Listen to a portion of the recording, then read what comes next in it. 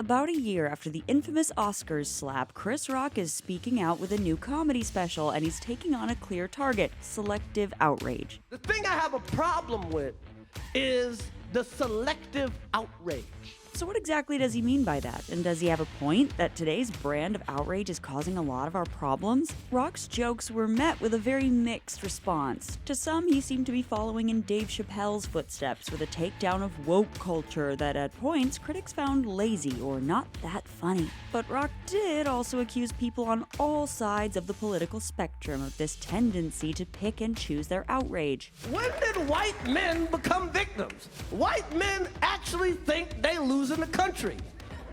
To who?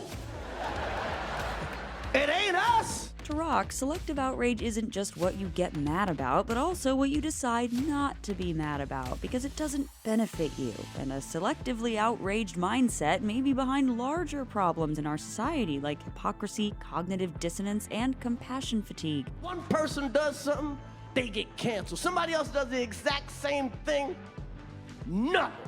He ultimately ties this all back to what, if we're being honest, everyone tuned in for: his thoughts on the slap. Will Smith practices selective outrage. So here's our take on Chris Rock's attack on outrage culture, what he gets right and wrong, and whether becoming more conscious of this outrage cycle can break us out of today's tired back-and-forth culture war conversations.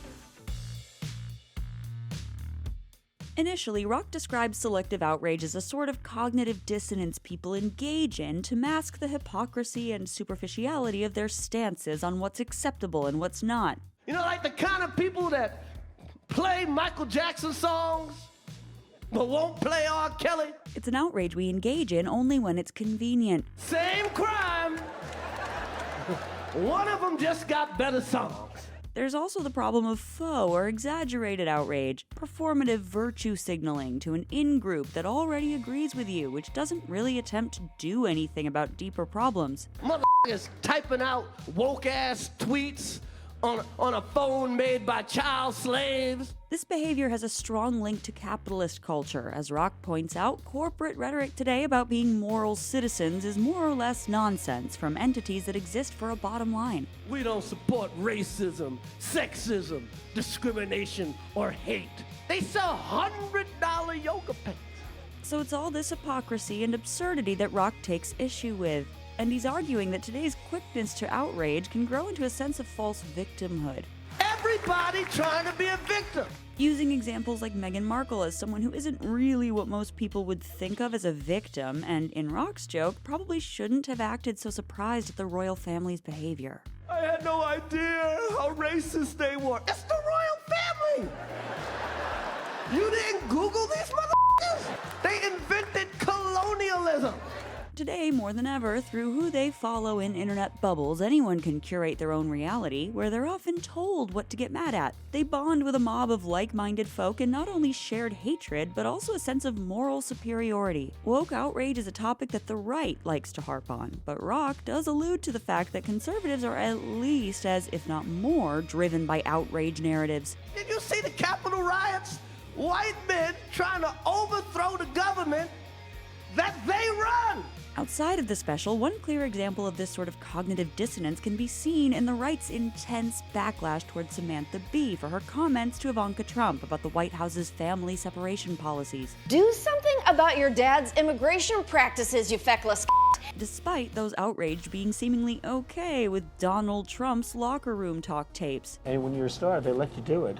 You can do anything. Jon Stewart spoke to the idea of selective outrage at the time, saying, "Please understand that a lot of what the right does, and it's maybe their greatest genius, is they've created a code of conduct that they police that they themselves don't have to in any way abide. A ton of today's public discourse is based on people practicing selective outrage, but never ever admitting it and never getting called on it by their in-group, thus fueling the other side's outrage and continuing the cycle." Outside of the blatant hypocrisy and cognitive dissonance, there are two main problems with selective outrage. The first is it breeds compassion fatigue, and the second is it benefits not the victims of real issues, but rather bad faith politicians and the media. Let's start with the media. With the higher ad rates of physical papers mostly gone, journalism lives or dies based on clicks and feels intense pressure to pander with entertainment and sensationalized headlines over hard news. In a Vox article from 2015, Alex Abad-Santos wrote, "In recent years, those clicks have dovetailed with the prominence of social media, especially Facebook, so most news outlets began to regularly cover stuff that people will want to share on those platforms. Part of that strategy means fueling outrage because it's so powerful. Basically, outrage equals dollars. Even the reactions to this very special signify the magnetic allure and distracting nature of outrage. Countless think pieces, tweets, and TikToks came out criticizing Rock for misogyny, misogynoir, anti-black rhetoric, pandering to white audiences, and more, thereby kind of proving his point." That respectability politics is strong, baby. On one hand, more liberals seemed outraged by some of Rock's jokes. One tweet wrote that his special belongs on Fox News, while Fox News and the like have praised Rock as brave. He is expressing what a lot of people feel. A lot of people of various ethnicities, various races, and various political points of view. There is going to be an anti-left revolution in this country, and you're just beginning to see the first glimmers of it. On the other hand, Fox News is the prime example of a media outlet that funds itself through feeding on outrage. And it's the rights, politicians, and political commentators that have made culture war outrage their focus because they know it's easy and can pay to get people selectively angry on topics that distract from the concrete needs that their policies aren't meeting. We need your help. Right now you're helping the politicians and the corporations. You're partisan, hacks. Take, for example, the train derailment in East Palestine, Ohio, which many politicians and political commentators on both sides are attempting to shame the other side for. The left is blaming Trump-era politics, and the right is blaming Pete Buttigieg and Biden. Both camps are creating outrage in their bases and forcing people to go after the opposing team rather than Norfolk Southern, the company that ran the train. And all this just distracts from the sufferings and needs of the East Palestine residents. So selective outrage is highly unproductive and inherently empty. Still, on some level, it does make sense why it falls within human nature. We can't get mad about every single issue or wrongdoing we encounter, or else that leads to what some call compassion fatigue. We in the West are becoming inured to these images. It's called compassion fatigue, victim overload. And that's the other problem with selective outrage. When we get mad about so many different issues, and often performatively so, we can lose the energy we need to actually do something about it. But as we spoke about in our video on Nepo babies, anger and outrage have the capacity to enact change if channeled correctly, rather than performatively. So instead of tweeting at Trump for his deregulation policies, why not give to the people of East Palestine? Maybe instead of going after a comedian about his perceived attitudes towards wokeness, we go after the systemic challenges faced by marginalized groups under heavy fire, like trans youth. So how does all of this relate to Chris Rock getting slapped by Will Smith in front of the whole world? People like, did it hurt? It still hurts. After a couple of hints, finally, at the 1 hour mark, Rock wants to talk about the Smiths. To Rock, Will's reaction is a perfect example of selective outrage. Rock surmised that the true source of Will's outrage was his wife cheating. She hurt him way more than he hurt me, okay? But that Will chose not to express his outrage at Jada. Instead, they sat down on Red Table Talk, from which many memes were born. And again, Will chose not to express outrage at everybody in the world who jumped on him after the cheating scandal. Everybody in the world called him a bitch.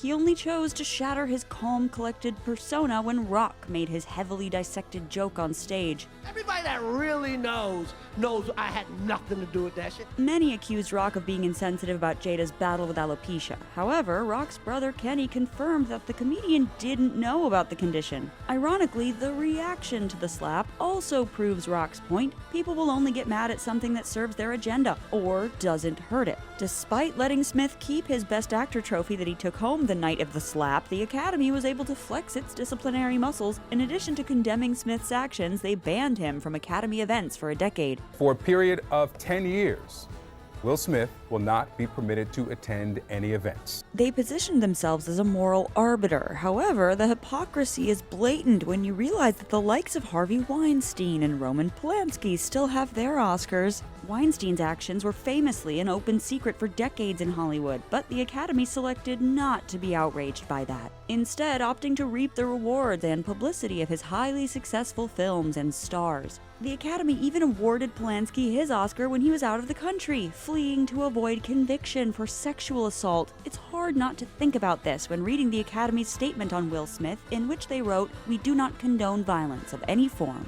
It seems that the only violence they do not condone is violence that occurs in front of their faces on a live show they're broadcasting to millions. In other words, it seems like the Academy had to be outraged about the slap rather than this coming from a genuine place. The Selective Outrage label could also point to the audience, who, to the confusion and shock of many, gave Smith a standing ovation when he won the Oscar for King Richard. I was sickened by the standing ovation. I felt like Hollywood is just spineless. En masse. And in truth, Chris Rock's emotion at the end of the special makes it clear he's still pretty outraged at Will Smith. How come you didn't do nothing back that night? Because I got parents. That's why. Because I was raised. And even more so at Jada. Nobody's picking on this bitch. She started this shit.